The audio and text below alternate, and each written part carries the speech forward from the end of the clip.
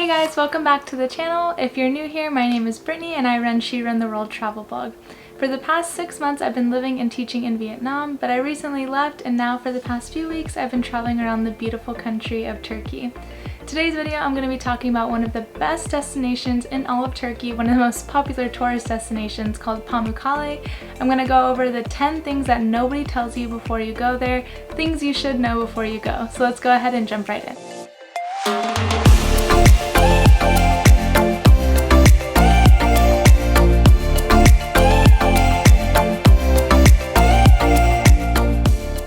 So starting with the first one, there aren't a lot of ways to directly get to Pamukkale, whether you take a flight or a bus. Either way, you're going to have to take the flight or the bus to a big city nearby, which is called Denizli.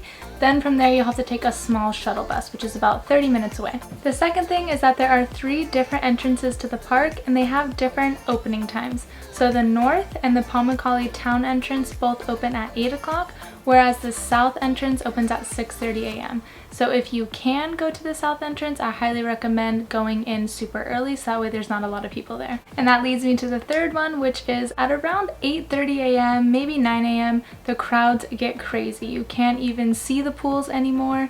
All the pools are just jam-packed with people. You won't get any photos. You won't even really get to admire all the beauty. So again, I really do recommend going in the south entrance at 6:30 a.m. if you can, but just know if you're staying in Pamukkale, you'll have to take a taxi or if you have your own car. So if you are staying down in the town, which is what I did, the Pamukkale town entrance is walking distance. So we just made sure to get there right at 8 o'clock, right when it opened, and we had about 30 minutes to ourselves before the crowds came.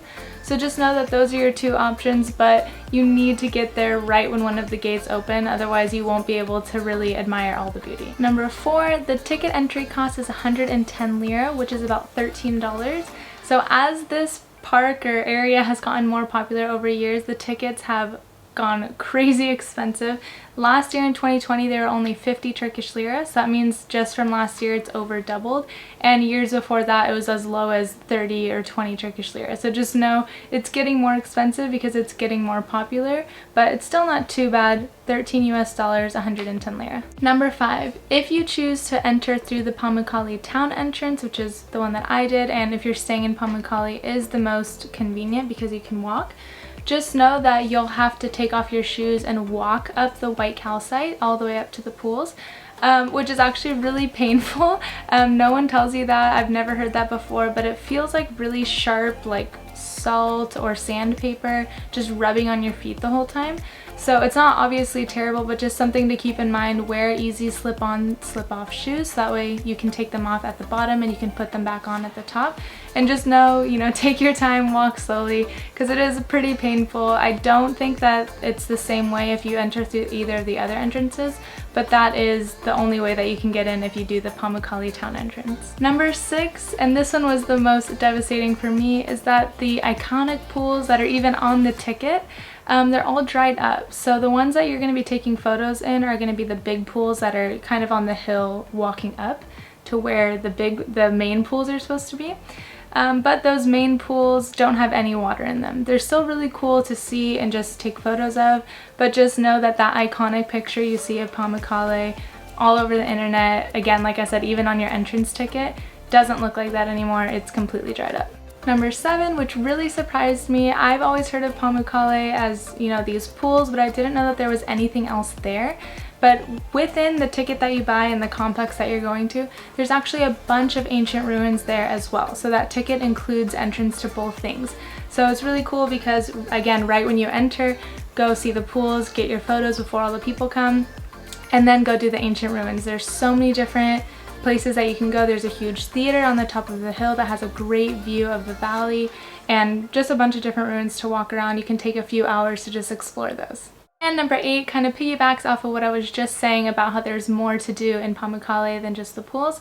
There's also Cleopatra's pool there, so you can pay an extra 100 lira to go swimming in that pool if that's something that you're interested in. I didn't think it was really worth it because it kind of seemed like a little touristy area. As soon as you walk into Cleopatra's pool, there's like a little burger shop, souvenir shops, lounge chairs all around, so it didn't seem as cool or authentic of an experience as you would think for Cleopatra's pools, but just know that that's an option. It's more of just like a normal swimming day, hang out by the pool, rather than all the tourists at the Pamukkale pools just like knee deep. So that's an option if you want to do that. Number 9, once you leave the park, you can't re-enter. So that's one thing that was kind of a bummer, because our hotel owner told us that the sunsets from up there are just absolutely gorgeous.